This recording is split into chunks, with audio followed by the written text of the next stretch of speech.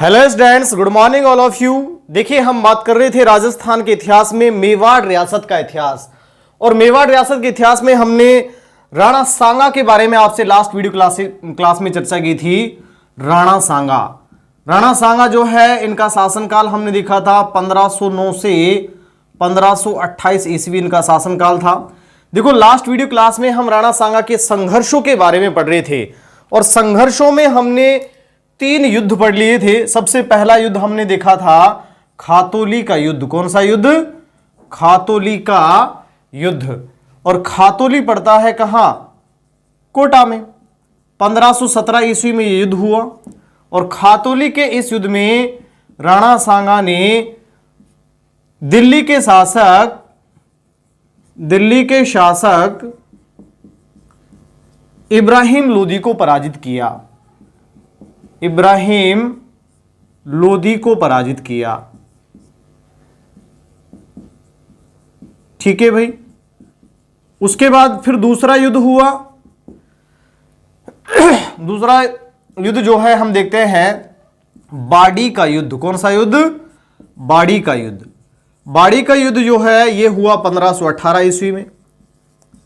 और इस युद्ध में वापस मैं बात करता हूं, राणा सांगा ने दिल्ली के शासक इब्राहिम लोदी के सेनापति, अब की बार खुद नहीं है, इब्राहिम लोदी के सेनापति मियां मक्खन और मियां हुसैन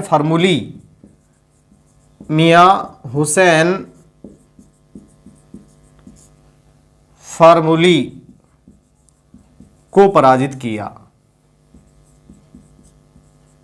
ठीक है भाई। आगे मैं बात करता हूं, तीसरा युद्ध हमने देखा था, वो युद्ध था गागरोन का युद्ध। कौन सा युद्ध? गागरोन का युद्ध। और गागरोन पड़ता है झालावाड़ में और यह युद्ध हुआ 1519 ईस्वी में।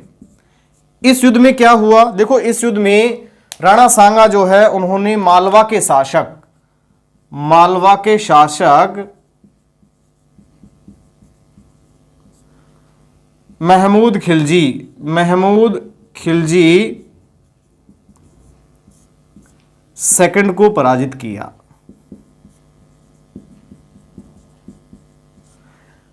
इन प्रारंभिक युद्धों में विजय के पश्चात भी राणा सांगा ने देखो इन लोगों को पराजित किया, लेकिन इनकी हत्या नहीं की, क्योंकि प्रॉब्लम यह थी कि चारों ओर से मुस्लिम शासकों ने इन्हें घिर रखा था। मतलब चारों ओर मुस्लिम शासक शासन कर रहे थे, तो कहीं डर था इस बात का कि कहीं चारों मिलकर एक साथ आक्रमण ना कर दे। लेकिन आपस में भी इन चारों मुस्लिम शासकों के मध्य कोई बहुत ज्यादा अच्छे संबंध नहीं थे। देखो, आगे मैं बात करता हूं बहुत ही महत्वपूर्ण संघर्ष के बारे में। लास्ट वीडियो क्लासेस में यहां तक हमने देख लिया था। नेक्स्ट देखिए हुआ क्या। दिल्ली के शासक कौन है, मैं बात करता हूं एक एक करके। यहां है बीचों बीच में, हम देखते हैं राणा सांगा। ठीक है। इधर मैं बात करता हूं पंजाब जो है, वर्तमान पंजाब वाला जो भूभाग है, ये दौलत खां लोदी और साथ में इनके भाई हैं आलम खां लोदी। ठीक है, वर्तमान ये वाला पंजाब। इधर मैं दिल्ली की बात करता हूं, तो दिल्ली पर शासक हैं इब्राहिम लोदी। कौन है? इब्राहिम लोदी का शासन है। देखो, इब्राहिम लोदी कोई अच्छे शासक नहीं रहे हैं। ठीक है, एक संकी टाइप के शासक रहे हैं। इन्होंने बहुत सारे सामंतों की क्या करवा दी? हत्या करवा दी, इस प्रकार का शक करके कि भाई ये मेरी हत्या का षड्यंत्र रच रहे हैं। इस प्रकार से मतलब ये कोई अच्छे शासक नहीं माने जाते हैं। ठीक है। देखो, दिल्ली के साथ साथ इनकी राजधानी और क्या है? आगरा और है, क्योंकि आगरा को बसाया इब्राहिम लोदी के पिता सिकंदर लोदी ने और इनको क्या बना लिया? राजधानी बना लिया। तो आगरा भी इन्हीं के अधिकार क्षेत्र में है और दिल्ली भी इन्हीं के अधिकार क्षेत्र में है। ठीक है। यहां एक और पॉइंट पड़ता है बयाना। कौन सा पॉइंट? बयाना। तो देखो, ये 3 पॉइंट मोस्टली हम देख रहे हैं, क्योंकि ये आगे हम चलकर देख रहे हैं कि बहुत ही महत्वपूर्ण घटना यहां घटित होने वाली है। देखो, इधर मैंने कहा कि मालवा पर कौन है? महमूद खिलजी। महमूद खिलजी सेकंड यहाँ के शासक हैं। ठीक है, और इधर में मैंने बात की थी गुजरात में जो शासक हैं वो है मुजफ्फर शाह। माना गया कि इस समय अफगानिस्तान जो क्षेत्र है, काबुल जो क्षेत्र है, यहां पर मुगल बादशाह थे बाबर। कौन थे? बाबर के पास कोई स्थायी कामरान और खुरासान वगैरह जो है वहां कोई स्थायी साम्राज्य इनके पास नहीं था। ठीक है, ऐसी परिस्थिति में हम कह सकते हैं कि मुगल राजवंश जो है उसके शासक बाबर जो हैं, इनको दिल्ली पर आक्रमण करने का निमंत्रण दिया गया। दिल्ली पर आक्रमण करने का निमंत्रण किसने दिया? देखो, बहुत ही महत्वपूर्ण बात है। बाबर अपने बाबर जो है उसकी आत्मकथा का नाम था तुजुक-ए-बाबरी या बाबरनामा भी बोल देते हैं। तुजुक-ए-बाबरी जो है तुर्की भाषा में लिखी हुई थी, और इन्होंने अपनी इस आत्मकथा में कहा था, क्या कहा था कि भाई मेरा कोई दिल्ली पर आक्रमण करने का कोई प्लान नहीं था, लेकिन मुझे तो पंजाब के शासक दौलत खां और आलम खां लोधी तथा मेवाड़ के शासक राणा सांगा, इन दोनों ने दिल्ली पर आक्रमण करने का क्या दिया? निमंत्रण दिया। यह बात बाबर ने अपनी आत्मकथा बाबरनामा या तुजुक-ए-बाबरी, इसको बाबरनामा भी बोलते हैं, इसमें इसका क्या किया? वर्णन किया। ठीक है, माना जाता है कि इधर दौलत खां लोधी हैं, ये भी चाहते हैं कि दिल्ली पर अधिकार हो जाए। राणा सांगा भी चाहते हैं कि भाई मेरा जो साम्राज्य है दिल्ली तक विस्तृत हो जाए। ठीक है, प्रत्यक्ष से दोनों ही पॉसिबल नहीं थे। इधर इन लोगों में भी इतनी क्षमता नहीं थी कि इब्राहिम लोदी से सीधा दिल्ली छीन ले, और राणा सांगा छीन जरूर सकता था लेकिन कंडीशन थोड़ी अलग थी। तो क्यों ना इन लोगों ने किसको निमंत्रण दिया? मुगल बादशाह बाबर को निमंत्रण दिया कि आप आइए। देखो, सबको यह लालच था कि बाबर आएगा और यहां से लूट लाट कर सारा खजाना ले जाएगा और साम्राज्य को, दिल्ली के साम्राज्य पर हमारा अधिकार हो जाएगा, ऐसा लालच इन लोगों को था। ठीक है, लेकिन देखो ये जो प्रमाण है, ये निमंत्रण का प्रमाण जो है, ये केवल बाबर ने अपनी आत्मकथा में लिखा था, इसके अलावा इसका कहीं कोई जिक्र नहीं मिलता। ठीक है, जो भी रहा, फाइनली बाबर जो है उसने दिल्ली पर क्या किया? आक्रमण किया। देखो, जब निमंत्रण जो भेजा गया उस निमंत्रण में इस बात का भी जिक्र था कि राणा सांगा ने कहा कि जब आप दिल्ली पर आक्रमण करेंगे मैं आपका सहयोग करूंगा, और मैं कहां? आगरा पर क्या कर दूंगा? आक्रमण कर दूंगा। इब्राहिम लोदी की सेना दो भागों में क्या हो जाएगी? डिवाइड हो जाएगी, हम आसानी से इब्राहिम लोदी को पराजित कर देंगे। इस लालच में बाबर ने क्या किया? आक्रमण किया। कब किया? बाबर जब यहां से पंजाब से होता हुआ कहां? दिल्ली की ओर आ रहा था, तभी इब्राहिम लोदी की जो सेना है वो आगे बढ़ी और एक मैदान पड़ता है पानीपत। कौन सा मैदान? पानीपत वर्तमान हरियाणा में पड़ता है। युद्ध हुआ पानीपत का प्रथम युद्ध। पानीपत का प्रथम युद्ध, 3 युद्ध हुए हैं पानीपत के। ठीक है, पानीपत का प्रथम युद्ध हुआ 21 अप्रैल 1526। देखो, इस युद्ध में बाबर ने दिल्ली के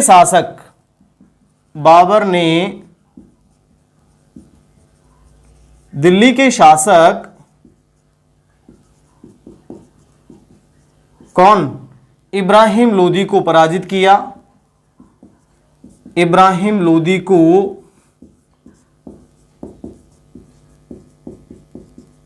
पराजित कर उसकी क्या की? हत्या की। देखो, युद्ध क्षेत्र में दिल्ली के एकमात्र शासक या एकमात्र मुस्लिम शासक जिसने जो युद्ध क्षेत्र में लड़ता हुआ मारा गया वो कौन था? इब्राहिम लोदी था। ठीक है, देखो, बाबर ने दिल्ली के साथ साथ आगरा और आगरा के साथ साथ बयाना उस समय राणा सांगा के अधिकार क्षेत्र में आता था। ठीक है, बयाना पर भी क्या कर लिया? अधिकार। दिल्ली, आगरा और साथ में क्या? बयाना पर भी क्या कर लिया? अधिकार कर लिया। बाबर ने अपनी आत्मकथा बाबरनामा में कहा कि देखिए, जिस समय में पानीपत के मैदान में दिल्ली के शासक इब्राहिम लोदी से संघर्ष कर रहा था, उस समय मुझे बड़ी उम्मीद थी कि राणा सांगा मेरा सहयोग करेगा और आगरा पर क्या करेगा? आक्रमण करेगा। लेकिन जब मैं संघर्ष कर रहा था तो राणा सांगा ने अपने पैर तक नहीं हिलाए। ठीक है, तो यहां वचन भंग का आरोप लगाया गया, हम ये कह सकते हैं कि विश्वासघात का आरोप लगाया गया बाबर के द्वारा। किसके ऊपर? राणा सांगा के ऊपर, कि भाई मैं संघर्ष कर रहा था, मुझे उम्मीद थी, मुझे बुलाया भी, निमंत्रण भी इन्होंने दिया था, और निश्चित रूप से जब मैं संघर्ष कर रहा था तो इन्होंने क्या किया, मेरा सहयोग करना चाहिए था, लेकिन इन्होंने ऐसा, या इन्होंने अपने पैर तक नहीं हिलाए। ठीक है, ये आरोप लगाया गया किसके द्वारा? बाबर द्वारा। किस पर? राणा सांगा पर। ठीक है, देखो फिर भी फाइनली बिना राणा सांगा के सहयोग के बाबर ने इब्राहिम लोदी को क्या कर दिया? पराजित कर दिया, और दिल्ली में 1526 ईस्वी में मुगल राजवंश की क्या की? मुगल राजवंश की स्थापना। मुगल राजवंश की स्थापना कब हुई? 1526 ईस्वी में हुई। किसने की? मुगल बादशाह बाबर ने की। मोहम्मद जहीरुद्दीन बाबर इसका पूरा नाम था। ठीक है, तो इस प्रकार से यह हुआ पानीपत का प्रथम युद्ध। देखो पानीपत के प्रथम युद्ध के बाद फिर कहीं न कहीं अब देखिए यहां दिल्ली पर किसका शासन हो गया है? दिल्ली पर शासक आ चुके हैं बाबर। ठीक है, बाबर दिल्ली के साथ साथ आगरा। ठीक है, यहां देखो इब्राहिम लोदी जो है, इनके पुत्र महमूद लोदी, महमूद लोदी जो है ये जान बचाकर युद्ध क्षेत्र से भागते हैं, और भागकर किसके पास?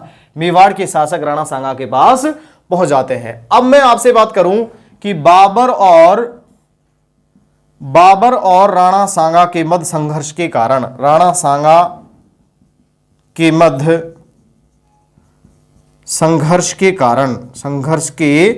कारण क्या क्या है? देखिए सबसे पहला कारण तो एक युद्ध और हुआ, वो युद्ध कहलाता है बयाना का युद्ध। कौन सा युद्ध? बयाना का युद्ध। बयाना का युद्ध हुआ 16 फरवरी 1527 को। क्यों हुआ? देखो बाबर, मैंने कहा कि बाबर ने दिल्ली के साथ साथ आगरा, और आगरा के साथ साथ किस पर? बयाना पर भी क्या कर लिया? अधिकार कर लिया। ठीक है, बयाना पर बाबर के सेनापति थे मेहंदी ख्वाजा। मेहंदी ख्वाजा, ये बयाना पर इसका अधिकार था। ठीक है, लेकिन राणा सांगा जो है, इन्होंने बहुत तीव्र आक्रमण करके इस मेहंदी ख्वाजा को क्या कर दिया? पराजित कर दिया। तो बयाना के युद्ध में बाबर के सेनापति, मैं ऐसे लिख दूं, बाबर के सेनापति राणा सांगा ने बाबर के सेनापति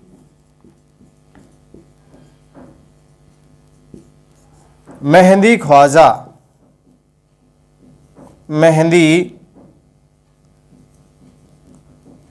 ख्वाजा को पराजित किया। तो कारणों में देखो पहला कारण तो यही हुआ, बाबर ने कहा कि भाई मेरा सहयोग नहीं किया पानीपत के युद्ध में, कोई बात नहीं, लेकिन मेरा जीता हुआ क्षेत्र जो है क्या? बयाना, उस पर क्या कर लिया गया? राणा सांगा द्वारा अधिकार कर लिया गया। पहली बात। दूसरी बात देखो, महमूद लोदी के पुत्र को क्या देना? शरण देना। ठीक है, इसके अलावा वचनबद्धता, मैंने कहा कि वचन को भंग किया, विश्वासघात किया। इसके अलावा महत्वाकांक्षी साम्राज्य या विस्तारवादी नीति भी थी। इधर राणा सांगा भी चाहते थे कि मेरा शासन या साम्राज्य कहां तक विस्तृत हो जाए? दिल्ली तक। और बाबर तो नए नए थे। ठीक है, और बाबर अपने आप में बहुत ही महत्वपूर्ण शासक रहे हैं मध्य एशिया के। ठीक है, बेसिकली इसकी नीति जो थी वो भी क्या थी? साम्राज्यवादी नीति थी। तो दोनों के मध्य संघर्ष क्या था? सुनिश्चित था। बाबर ने कहा था कि पानीपत के प्रथम युद्ध के पश्चात जब राणा सांगा ने बयाना से मेरी सेना को खदेड़ा था, उसी समय यह सुनिश्चित हो चुका था कि मेरा अगला संघर्ष किससे होगा? राणा सांगा से होगा। तो देखो बयाना के युद्ध के पश्चात, बयाना के युद्ध के लगभग एक माह पश्चात एक बहुत ही महत्वपूर्ण युद्ध हुआ। उस युद्ध के बारे में हम बात करते हैं, वो युद्ध है खानवा का युद्ध। कौन सा युद्ध? तो नेक्स्ट मैं बात करता हूं बहुत ही महत्वपूर्ण युद्ध के बारे में, और वो युद्ध कौन सा है? खानवा का युद्ध। देखिए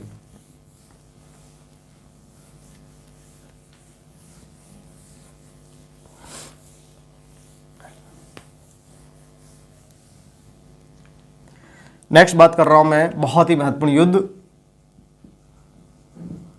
खानवा का युद्ध। देखिए सबसे पहली बात तो कब हुआ? 17 मार्च 1527 को हुआ। खानवा कहां पड़ता है? खानवा पड़ता है रूपवास तहसील भरतपुर में। ठीक है, देखो ये जो युद्ध है, यह युद्ध राजस्थान के इतिहास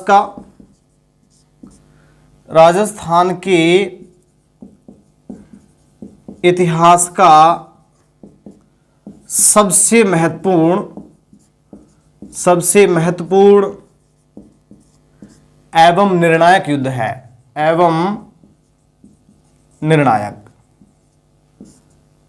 यहां लिख देता हूं, सबसे महत्वपूर्ण एवं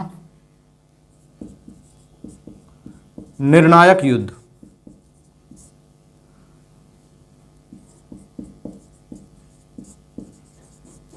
है, पहली बात। दूसरी बात, बहुत ही महत्वपूर्ण बात है, राणा सांगा को यह पता चला कि भाई जब जो व्यक्ति मध्य एशिया से, अफगानिस्तान से आकर यहां दिल्ली में आकर के युद्ध जीत सकता है तो निश्चित रूप से वो अपना आप में बहुत ही शक्तिशाली है, इतना आसान उसको नहीं है। ऐसी परिस्थिति में राणा सांगा जो है, उन्होंने राजपूताना के समस्त शासकों को युद्ध में शामिल होने के लिए क्या भेजा, निमंत्रण भेजा। और निमंत्रण भेजने की इस प्रकार की परंपरा को पाती पर्वन कहा जाता है। ऐसा माना जाता है कि जब भी कोई विदेशी आक्रमण होता था तो शासक एकजुट होने के लिए, संगठित होने के लिए एक दूसरे को क्या भेजते थे, निमंत्रण भेजते थे। निमंत्रण भेजने की इस परंपरा को कहा जाता था पाती पर्वन। सहयोग लेने हेतु पत्र व्यवहार, ठीक है, क्या कहलाता था, पाती पर्वन कहलाता। तो मैं ये कहूं कि राजपूताना के लगभग समस्त शासकों ने इस युद्ध में राणा सांगा के नेतृत्व में बाबर से क्या किया, युद्ध किया। राजपूताना के इतिहास का एकमात्र युद्ध जिसमें समस्त शासकों ने राणा सांगा के नेतृत्व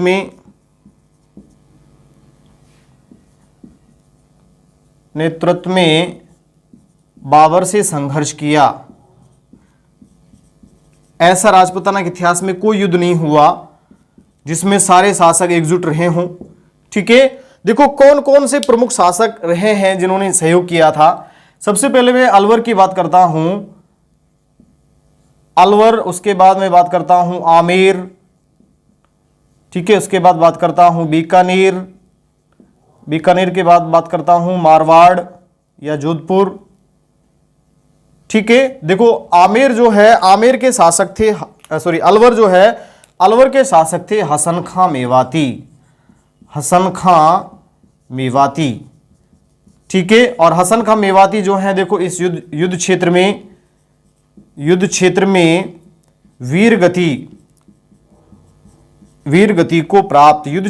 वीरगति को प्राप्त होने वाला बहुत ही महत्वपूर्ण जो शासक रहा है वो कौन रहा है, हसन खां मेवाती। अलवर के शासक हसन खां मेवाती इस युद्ध क्षेत्र में लड़ते हुए वीरगति को प्राप्त हो गए। दूसरी बात हम करते हैं, आमेर के शासक थे पृथ्वीराज कछवाहा।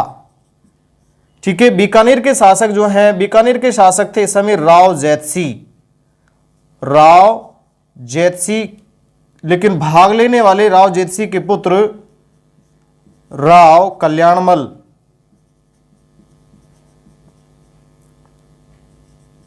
इन्होंने क्या लिया, इस युद्ध में भाग लिया। मारवाड़ के शासक थे राव गांगाजी राठौड़ और भाग लिया इनके पुत्र किसने, राव मालदेव ने। ठीक है, इसके अलावा देखो और शासकों की मैं बात करता हूं, बाकी कौन कौन से शासक थे इसमें जिन्होंने भाग लिया। मेड़ता के अलावा हम बात करते हैं डूंगरपुर, उसके बाद बात करते हैं प्रतापगढ़। ठीक है, उसके बाद हम बात करते हैं जगनेर पड़ता है भरतपुर में, बयाना भरतपुर में। ठीक है, इसके अलावा मैं आपसे बात करता हूं दिल्ली की ओर से या चंदेरी, इसके बाद ईडर, हलवद या सादड़ी। देखो मैं एक एक करके देखता हूं। सबसे पहले मेड़ता के शासक थे रायमल राठौड़। कौन थे? रायमल राठौड़। इन्होंने इस युद्ध में भाग लिया। उसके बाद डूंगरपुर की बात करते हैं तो रावल उदय सिंह। रावल उदय सिंह ने इस युद्ध में भाग लिया। ठीक है। प्रतापगढ़ की बात करते हैं तो रावत बाग सिंह, इन्होंने इस युद्ध में भाग लिया। ठीक है। भरतपुर जंगलेर की बात करते हैं तो अशोक परमार। अशोक परमार। ठीक है। चंदेरी के कौन थे? मेदिनी राय। इडर के राजा भारमल। ठीक है। इसके अलावा हलवद या सादड़ी के झाला अज्जा।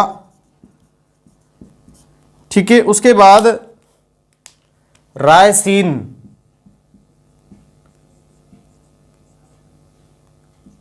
और नागौर। और मैं बात करता हूं आपसे दिल्ली की ओर से। देखो दिल्ली पर बाबर है, लेकिन इब्राहिम लोदी के परिवारजन है महमूद लोदी। कौन है? महमूद लोदी। ठीक है। नागौर से खानजादा शासक। ठीक है। रायसीन के थे सलहदी तवर। सलहदी तवर। देखो तो बहुत लंबी लिस्ट है। ठीक है। ऐसा माना गया, कर्नल जेम्स टोड कहते हैं कि 7 तो उच्च श्रेणी के क्या थे? राजा थे। ठीक है। 9 क्या थे? राव थे। ठीक है। और 104 क्या थे? बड़े बड़े हम कह सकते हैं, छोटे राजा राव, और हम कह सकते हैं यहां सामंत या जागीरदार, या तो ओवरऑल हम कह सकते हैं 7 बड़े राजा थे, 9 राव थे, लगभग 104 जागीरदार सामंत बड़े बड़े जो वो थे जागीरदार थे, उनकी सेनाएं इसमें क्या हुई? बहुत भारी भरकम सेना थी। ठीक है। देखो इस युद्ध में मैंने कहा कि युद्ध क्षेत्र में वीरगति को प्राप्त होने वाले शासक कौन थे? हसन खां मेवाती थे। और इस युद्ध में विश्वासघात करने वाले शासक, युद्ध में विश्वासघात करने वाले शासक कौन थे? रायसीन के सलहदी तवर और नागौर के खानजादा शासक थे। इन लोगों ने इस युद्ध में क्या किया? विश्वासघात किया। और यहां देखिए अलवर के हसन खां मेवाती जो है वो युद्ध क्षेत्र में वीर गति को प्राप्त हुए। तो देखो ये मैंने राणा सांगा की ओर से सारी जो पृष्ठभूमि थी उसकी बात की। देखो पाती परवन में मैंने कहा कि 16 फरवरी 1527 को बयाना का युद्ध हुआ। उसके 1 महीने पश्चात, ये 1 महीने का जो समय है वो पूरे किसमें व्यतीत हो गया? पाती परवन निमंत्रण या सहयोग लेने में व्यतीत हो गया। दूसरी ओर बयाना के युद्ध के तत्पश्चात बाबर जो है वो पूर्णतः युद्ध की तैयारी में जुट गया। और युद्ध की तैयारी में जुटते हुए दिल्ली और आगरा से होता हुआ हम कहें कि कहां पहुंचा? बयाना या खानवा के मैदान में पहुंच गया। ठीक है। अब देखिए मैं बाबर के पक्ष की बात करता हूं आपसे। ये तो हुई किसकी? राणा सांगा की बात हुई। अब मैं बाबर की तरफ से बात करता हूं। देखिए बाबर जो है उसकी जो सेना है काफी भयभीत थी, क्योंकि बयाना के युद्ध में उनकी पराजय हुई तो बड़े चर्चे हुए कि भाई राजपूत जो सैनिक है बहुत ही योद्धा होते हैं। इसके अलावा पहले भी इन लोगों ने राजपूतों के बारे में या उनकी वीरता के बारे में काफी बातें सुन रखी थी, तो बड़े परेशान थे इस बात से कि भाई कैसे युद्ध लड़ेंगे, कैसे विजय प्राप्त करेंगे। तो पहली बात देखो मैं बाबर की बात कर लेता हूं आपसे। बाबर जो है उसने क्या किया? अपनी सेना को एकत्रित किया, सेना को एकत्रित किया और एकत्रित करके एक जोशीला, कह सकते हैं हम, एक जोशीला क्या दिया? जोशीला भाषण दिया। और उसने इस जोशीले भाषण के माध्यम से अपनी सेना को मोटिवेट किया और कहा देखिए सबसे पहली बात तो ये युद्ध नहीं है, ये युद्ध नहीं है, ये तो क्या है? जिहाद है। क्या है? जिहाद। जिहाद बोलते हैं धर्म युद्ध को। किसको बोलते हैं? धर्म युद्ध को। कि देखिए भाई ये युद्ध नहीं है, ये तो क्या है? ये तो जिहाद है। अगर आप जीते तो निश्चित रूप से यहां इस्लाम धर्म का प्रचार प्रसार किया जाएगा। ठीक है, कोई प्रॉब्लम नहीं है, क्योंकि हमारा काम ही मकसद ही क्या है, इस्लाम धर्म का प्रचार प्रसार करना है। ठीक है, दूसरी बात, अगर हम हार गए, मारे गए, तो हम कहां जाएंगे, स्वर्ग में जाएंगे, जन्नत में जाएंगे, क्योंकि धर्म युद्ध करते हुए कहां जाएंगे, जन्नत में जाएंगे। इस प्रकार का स्पीच दिया गया किसके द्वारा, बाबर के द्वारा।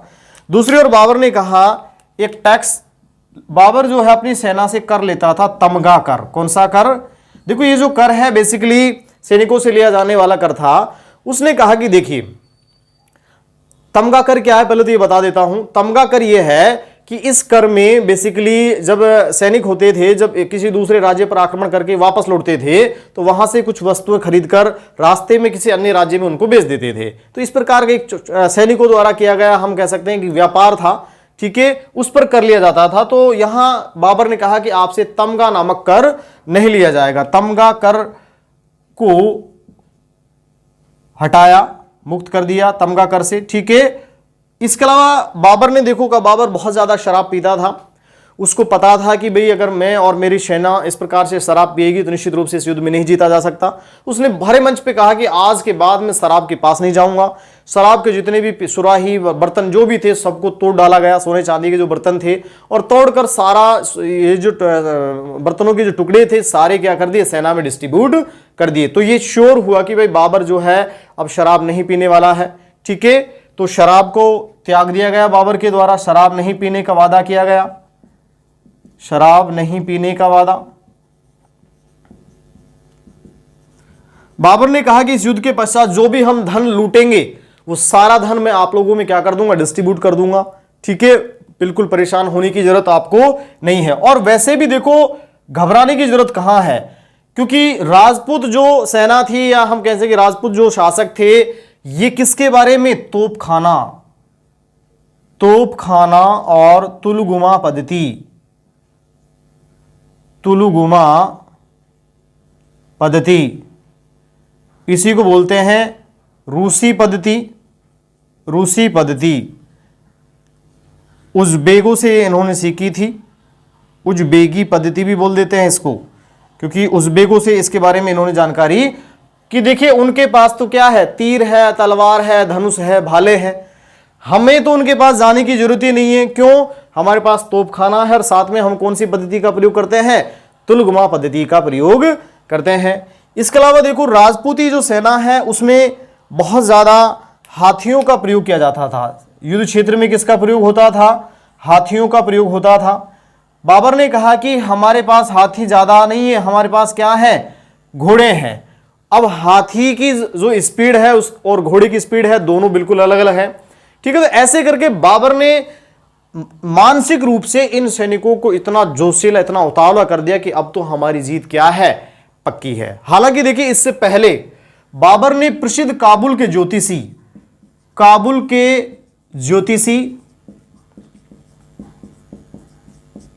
मोहम्मद शरीफ से पूछा कि भाई बताइए इस युद्ध में हमारा क्या होने वाला है। तो उसने कहा कि देखिए इस युद्ध में आपकी पराजय, पश्चिम का तारा डूबने वाला है। ठीक है, चूंकि मेवाड़ की तुलना में बाबर या दिल्ली जो है वो पश्चिम में था, तो उसने डायरेक्ट रूप से कहा, इनडायरेक्ट रूप में कहा कि पश्चिम का तारा डूबने वाला है, मतलब आपकी पराजय होने वाले हैं। मोहम्मद शरीफ ने बाबर की पराजय की भविष्यवाणी की, बाबर की पराजय की भविष्यवाणी की।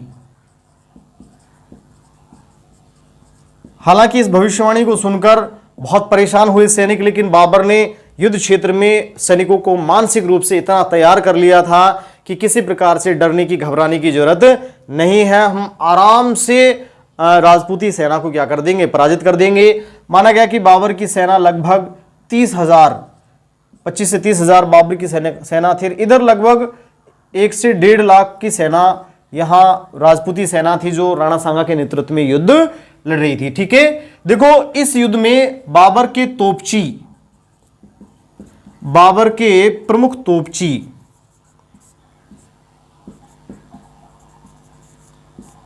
उस्ताद अली और मुस्तफ़ा अली, ये बाबर के प्रमुख तोपची थे। ठीक है, तो ओवरऑल हम कह सकते हैं तोपखाना, तुलगुमा पद्धति, ये इनका सारा सबका प्रयोग जो है इस युद्ध में हुआ। देखो मैं कह दूं, राजपुताना में सर्वप्रथम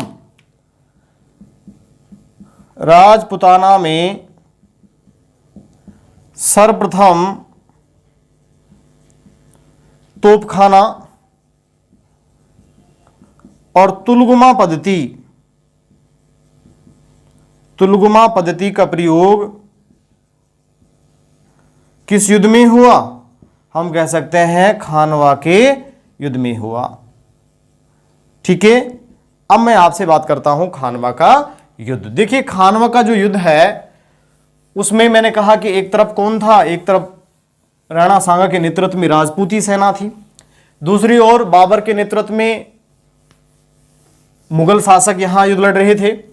या हम कहें कि बाबर जो है, एक तरफ बाबर थे, दूसरी तरफ कौन थे? राणा सांगा थे। देखो मैं यहां बात कर लेता हूं, पहले राणा सांगा के पक्ष की बात करता हूं। राणा सांगा, देखो राजपूती जो सेना है उसमें हुआ करता था सबसे आगे प्रमुख शासक हुआ करते थे। ठीक है, जो भी राव राजा जो भी थे वो सबसे आगे हाथियों पर हुआ करते थे। उसके बाद क्या हुआ करती थी? सेना हुआ करती थी। ठीक है, इस प्रकार से। दूसरी ओर मैं बात करता हूं बाबर जो है, अगर मैं इसकी बात करता हूं तो देखो हमेशा तुलगुमा पद्धति का प्रयोग यहां करना था। कैसे करना था? तोपखाने का प्रयोग करना था। सबसे पहली बात तो ये ऐसी जगह ढूंढते हैं जहां पीछे की ओर से कोई नेचुरल प्रोटेक्शन हो। नेचुरल प्रोटेक्शन के तौर पर नदी हो सकती है, नाला हो सकता है, कोई पर्वत हो सकता है, कोई जंगल हो सकता है। ठीक है, तो ये सबसे पहले तो नेचुरल प्रोटेक्शन ढूंढते थे ताकि कोई पीछे से क्या ना करे, आक्रमण ना करे। उसके बाद ये अपने सेना को देखो इस प्रकार से कई टुकड़ियों में डिवाइड करता था। ठीक है, इस प्रकार से बाबर जो है अपनी सेना को कई टुकड़ियों में डिवाइड करता था। ठीक है, इस प्रकार से। ठीक है, यहां देखिए बाबर ने तोपें लगाई। ठीक है, इस प्रकार से कुछ तोपें इधर भी लगा दी जाती थी।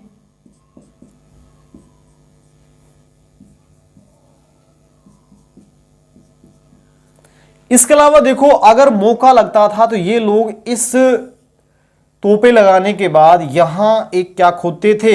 एक खाई खोदते थे।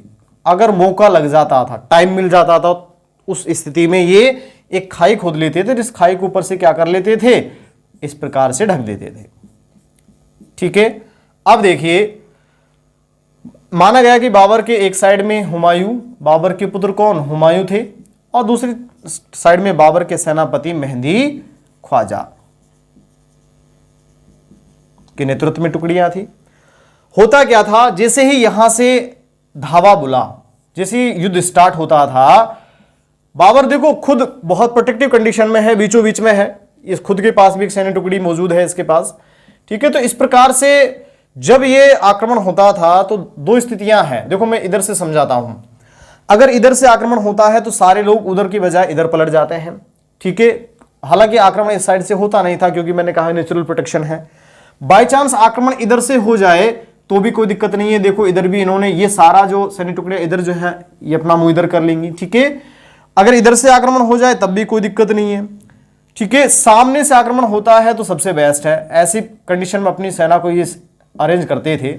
अब देखिए यहां से जब सैनिक भागते थे, ठीक है, तो ज्यादातर जो सैनिक है वो या तो खाई में गिर जाते थे। ठीक है, यहां अन्य सैनिक जो हुआ करते थे उन सैनिकों को खाई में ही क्या कर देते थे? उनका कत्ल कर देते थे, उनकी हत्या कर देते थे। पहली बात। दूसरी बात, यहां जो मैंने कहा कि तोपखाना जो लगा हुआ है, तोपें जो लगी हुई हैं, ये क्या करती हैं? यहां से तोप दागती हैं, गोला दागती हैं। ठीक है, गोला जो है वो इन सैनिकों के बीच में आकर गिरता है। ठीक है, ये जो सैनिक हैं ये इस गोले से क्या नहीं है? परिचित नहीं है। ठीक है, इन्हें बड़ा अजीब अजीब सा लगता है क्योंकि बड़ा नुकसान होता है और कोई पता भी नहीं लगता कौन किसने कर दिया। ठीक है, तो इस गोले को देखकर बड़े परेशान होते थे। ठीक है, इस गोले की वजह से बहुत ज्यादा जो नुकसान होता था इस गोले की वजह से होता था। ठीक है, तो पूरे सिस्टमेटिकली वे में ये सेना। इसके अलावा देखो ये जो सैन्य टुकड़ियां हैं, ये सैन्य टुकड़ियां आगे बढ़ती थी। ठीक है, आगे बढ़कर ये सैन्य टुकड़ियां यहां क्या करती थी, इन सैनिकों से संघर्ष करती थी, ठीक है, युद्ध लड़ती थी। युद्ध लड़ने के बाद जैसे ही शाम का समय होता था, ये सैन्य टुकड़ियां वापस आ जाती थी, ठीक है, और वापस आकर कहां, ये पीछे वाली जो सैन्य टुकड़ी है यहां आ जाती थी, ठीक है। अब ये सैन्य टुकड़ी जो हार चुकी है, थक चुकी है, ये यहां चली जाती थी, और ये सैन्य टुकड़ी जो है ये वापस युद्ध लड़ने के लिए जाती थी। अब देखिए दो स्थितियां थी, यहां जो राजपूती सैनिक थे वो क्या करते थे, वो हारे थके रहते थे, ठीक है, लेकिन यहां क्या होता था, हर बार नए नए सैनिक बदल कर आते थे।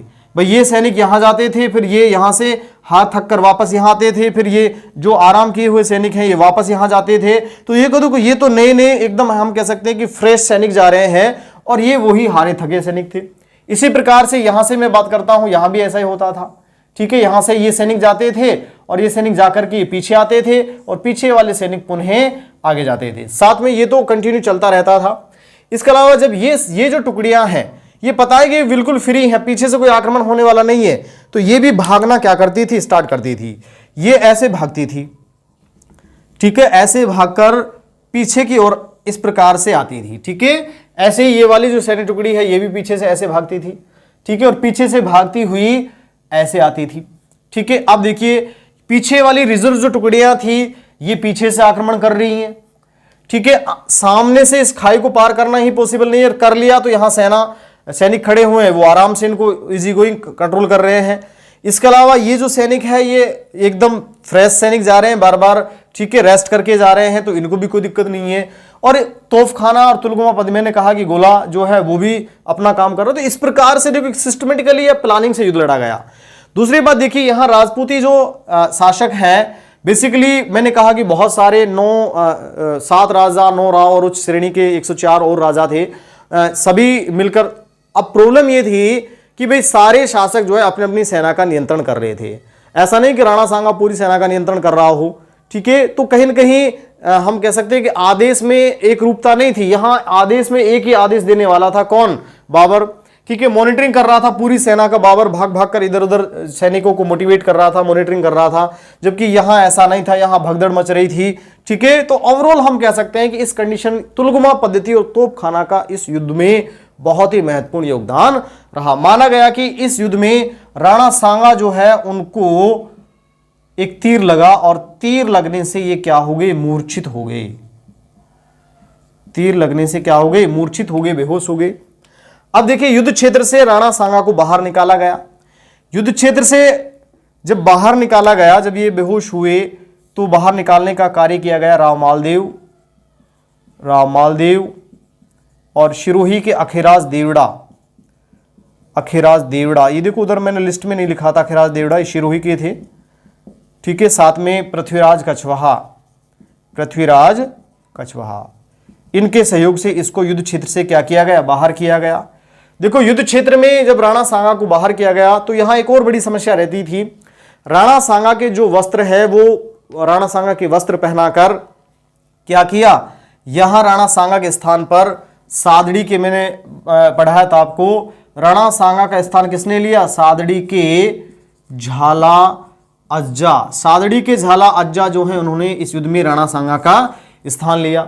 मैंने कहा कि देखो यहां घोड़े थे, यहां क्या थे, हाथी थे, और हाथियों को युद्ध क्षेत्र में शराब पिलाई जाती थी और उनके सूंड जो है उसके धारदार हथियार बांध दिए जाते थे ताकि वो सैनिकों को इजी गोइंग गाजर मूली की तरह काट लें, ठीक है। देखो जब ये गोले आकर एकदम हाथियों के इर्द गिर्द गिरे तो हाथियों ने कभी इस तरह की आवाज नहीं सुनी थी, तो हाथी क्या हो गए, हम कह सकते हैं कि बिरच गए, ठीक है। तो हाथियों ने बजाय सामने सेना के अपनी ही सेना को, या हम कह सकते हैं कि अपने आसपास जो सैनिक थे उनको ही काटना क्या कर दिया, स्टार्ट कर दिया, क्योंकि हाथी जो है वो बिदक गए थे, ठीक है, उन गोलों की आवाज को सुनकर। तो ओवरऑल हम कह सकते हैं कि इस युद्ध में एक सिस्टमेटिकली रणनीति नहीं होने के कारण राजपूतों की क्या हुई, पराजय हुई, ठीक है। युद्ध क्षेत्र से राणा सांगा जो है उनको युद्ध क्षेत्र से बाहर निकाला गया, मूर्छित अवस्था में, बेहोश अवस्था में, और झाला अज्जा ने उनका स्थान ग्रहण किया। क्योंकि अगर सैनिकों को यह पता लग जाए कि भाई हमारे शासक जो है, हमारे नेतृत्वकर्ता जो है वो घायल हो चुके हैं या मारे जा चुके हैं, तो फिर सेना युद्ध लड़ना क्या कर देती थी, बंद कर देती थी। क्यों, क्योंकि हम जिसके लिए युद्ध लड़ रहे हैं वही जीवित नहीं है, तो फिर हम क्यों लड़ें, ठीक है। तो ऐसी भावनाएं भी थी। ओवरऑल इस युद्ध में राणा सांगा जो है वो पराजित हुए और बाबर जो है इस युद्ध में जीते। देखो बाबर ने इस युद्ध को जीतने के पश्चात, सबसे पहले तो गाजी की उपाधि धारण की। किसकी उपाधि? मैं बाबर की बात करता हूं। बाबर ने इस युद्ध को जीतने के पश्चात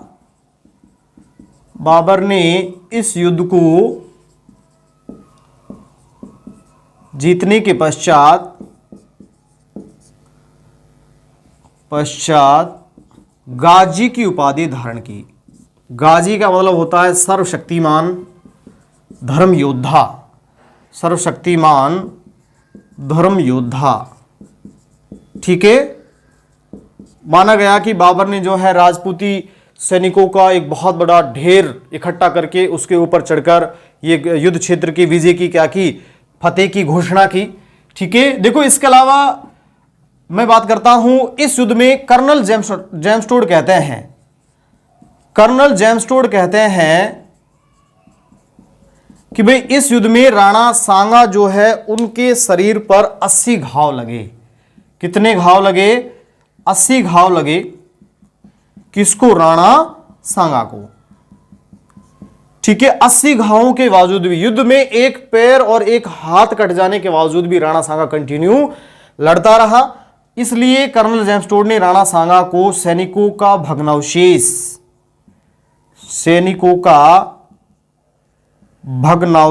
की संज्ञा दी। ठीक है, या इसको बोला मानवों का खंडहर। ठीक है, मानवों का खंडहर और सैनिकों के भग्नावशेष की संज्ञा दी गई। ठीक है, देखो राणा सांगा जो है इसे हिंदू पथ, राजस्थान के इतिहास में हिंदू पथ के नाम से भी जाना जाता है। हिंदू धर्म और संस्कृति को इन्होंने बहुत ज़्यादा प्रोत्साहित किया, संरक्षण प्रदान किया, इसलिए इसे हिंदू पथ के नाम से भी जाना जाता है। तो देखो मैंने अभी बताया कि भाई राणा सांगा को युद्ध क्षेत्र से बाहर निकाला गया। युद्ध क्षेत्र से बाहर निकालकर इसे सबसे पहले ले जाया गया रणथंभौर। कहां ले जाया गया? रणथंभौर। राणा सांगा को युद्ध क्षेत्र से बाहर निकालकर मूर्छित अवस्था में, बेहोश अवस्था में राणा सांगा को युद्ध क्षेत्र से बाहर निकाला गया और बाहर निकालकर पहले कहां ले जाया गया? रणथंभौर। लेकिन मुगल सेना ने रणथंभौर तक लगातार इनका क्या किया? पीछा किया। रणथंभौर में जब ये सुरक्षित नहीं थे तो रणथंभौर से इसे ले जाया गया कालपी। कहां ले जाया गया? कालपी। कालपी पड़ता है उत्तर प्रदेश में। ठीक है, कालपी के बाद देखो माना गया कि राणा सांगा जो है इसका उपचार किया गया। उपचार के बाद इनको होश आया। होश आने के बाद ये जोर जोर से चिल्लाने लगा कि मुझे वापस युद्ध क्षेत्र में ले चलिए। ठीक है, देखो ये जो माना गया कि मूर्छित अवस्था से वापस जो होश की अवस्था में आए, लगभग काफी दिन पश्चात ये वापस होश में आए, तो इन्होंने जोर जोर से चिल्लाकर अपने सामंतों से कहा कि मुझे वापस युद्ध क्षेत्र में ले जाइएगा, मैं बाबर को क्या करूंगा? बाबर से संघर्ष करूंगा, युद्ध लड़ूंगा। तो सामंतों ने कहा कि देखिए सारा मेवाड़, सारा राजपुताना का सर्वनाश करा दिया है। ठीक है, क्या जरूरत थी बाबर को वहां से निमंत्रण देने की, बुलाने की, और अभी भी आप मतलब लगातार उसी वे में जा रहे हैं कि भाई मुझे संघर्ष करना है। ठीक है, बहुत कुछ नहीं बचा है क्योंकि पूरा राजपुताना या इस भयानक युद्ध में बाबर ने संपूर्ण राजपुताना के सैनिकों को क्या कर दिया है? पराजित कर दिया है। सारे शासक पराजित हो गए हैं। यहां तक कि हसन खां मेवाती जो हैं वो युद्ध क्षेत्र में लड़ते हुए वीर गति को प्राप्त हो गए हैं। देखो युद्ध होने से पहले हसन खां मेवाती को बाबर ने अपनी ओर मोड़ने की कोशिश की थी, अपने पक्ष में लेने की कोशिश की थी। कहा था कि भाई देखो धार्मिक रूप से मैं जिहाद कर रहा हूं, धर्म युद्ध लड़ रहा हूं, तो आप चूंकि इस्लाम धर्म से संबंध रखते हैं तो आप मेरा सहयोग कीजिएगा। हसन खां मेवाती ने मना किया इसके लिए कि ऐसा पॉसिबल नहीं है, मैं पहले देशभक्त हूं, बाद में ये धर्म बाद की बात है। ठीक है, तो ऐसा भी कहते हैं कुछ इतिहासकार कि हसन खां मेवाती के एक पुत्र थे नाहर खां। नाहर खां को राणा बाबर जो है उन्होंने कैद करवा दिया, पकड़वा लिया। ठीक है, और उसके बाद फिर कहा कि देखिए आप या तो हमारा सहयोग करिएगा, अन्यथा हम आपके पुत्र की क्या कर देंगे? हत्या कर देंगे। हसन खां मेवाती ने कहा कि मुझे मेरे पुत्र की बिल्कुल चिंता नहीं है, मुझे चिंता है मेरी मातृभूमि की। मेरी हम कह सकते हैं कि हसन खां मेवाती जो है उन्होंने राणा बाबर के जो ये इस टाइप का जो प्रपोजल था इसको नेगलेक्ट कर दिया। ठीक है, जो भी रहा। ठीक है, कालपी में ऐसा माना जाता है कि इरिच नामक स्थान पर जब ज्यादा ही परेशान करने लगा राणा सांगा अपने सामंतों को, तो इरिच नामक स्थान पर इसके सामंतों ने इसे जहर देकर इसकी क्या कर दी, इरिच नामक स्थान पर सामंतों ने जहर दे दिया। फलस्वरूप देखिए जहर दिया गया इरिच नामक स्थान पर, इनकी मृत्यु हुई कहां, बसवा। इनकी मृत्यु हुई बसवा दौसा में। बसवा दौसा में राणा सांगा की मृत्यु हुई, जहां इनका क्या बना हुआ है, स्मारक बना हुआ है। देखो राणा सांगा का अंतिम संस्कार कहां हुआ, अंतिम संस्कार किया गया मांडलगढ़। मांडलगढ़ भीलवाड़ा में पड़ता है, ठीक है, उस समय ये मेवाड़ रियासत में आता था। मृत्यु वैसे 30 जनवरी 1528 को हुई, ठीक है। कहां हुई, बसवा दौसा में। अंतिम संस्कार किया गया मांडलगढ़ भीलवाड़ा में। मांडलगढ़ भीलवाड़ा में ही इनकी क्या स्थित है, छतरी स्थित है। इस छतरी का निर्माण मैंने जगनेर के शासक बताए थे अशोक परमार। अशोक परमार ने इस छतरी का क्या करवाया, निर्माण कराया। तो इस प्रकार से हम कह सकते हैं खानवा, जो कि राजस्थान के इतिहास का नहीं, मैं कहता हूं देश के इतिहास का सबसे महत्वपूर्ण और निर्णायक युद्ध था। अगर खानवा के युद्ध में बाबर पराजित हो जाता तो मुगल राजवंश ही नहीं होता। बाबर पराजित हो जाता तो क्या अकबर हुमायूं होते, नहीं होते, ठीक है, मुगल राजवंश ही नहीं होता। लगभग 300 साढ़े 300 वर्ष का इतिहास ही कुछ और होता, ठीक है। तो ये मैं कहता हूं कि राजस्थान नहीं, भारत का सबसे महत्वपूर्ण और निर्णायक युद्ध था। देखिए इस युद्ध के पश्चात बाबर और राजपुताना के अधिकांश भूभाग पर भी क्या कर लिया, अपना अधिकार कर लिया, ठीक है, मेवाड़ पर अधिकार कर लिया। मेवाड़ का जो प्रशासन है वो बाबर ने अपने पुत्र हुमायूं को सौंप दिया। मेवाड़ का प्रशासन बाबर ने, हम कह सकते हैं कि मेवाड़ का प्रशासक किसे बनाया, मेवाड़ का प्रशासक अपने पुत्र हुमायूं को बनाया, ठीक है। मेवाड़ के प्रशासक कौन बने, बाबर के पुत्र हुमायूं बने। देखिए हुमायूं जो है दयालु प्रवृत्ति के राजकुमार थे। इन्होंने क्या किया, राणा सांगा की पत्नी थी कर्मावती। क्या थी, राणा सांगा की पत्नी कर्मावती। कर्मावती जो है, या इसी को इतिहास में कर्णावती भी बोलते हैं, कर्णावती, कर्मावती या कर्णावती जो है, इन्होंने हुमायूं को क्या बांधी, राखी बांधी। हुमायूं को राखी बांधे जाने के कारण हुमायूं ने मेवाड़ का संपूर्ण साम्राज्य कर्णावती या कर्मावती को पुनः सौंप दिया। तो देखो 1528 ईस्वी में राणा सांगा की मृत्यु हुई। 1528 ईस्वी में ही हम कह सकते हैं कि हुमायूं को मेवाड़ का प्रशासक नियुक्त किया गया, और 1528 ईस्वी में ही हुमायूं ने मेवाड़ का साम्राज्य पुनः राणा सांगा की पत्नी रानी कर्णावती या कर्मावती को सौंप दिया, ठीक है। तो इस प्रकार से हमने बात की है किसके बारे में, राणा सांगा के बारे में। बहुत ही महत्वपूर्ण शासक हुए हैं, ठीक है। नेक्स्ट में आपसे बात करूंगा रानी कर्मावती के पुत्रों के बारे में एक एक करके, ठीक है। इसके जो पुत्र हुए हैं, कब कब शासन हुआ, वो सारी डिटेल्स जो है नेक्स्ट वीडियो क्लासेस में आपसे बात करूंगा। आज के लिए इतना ही, थैंक यू।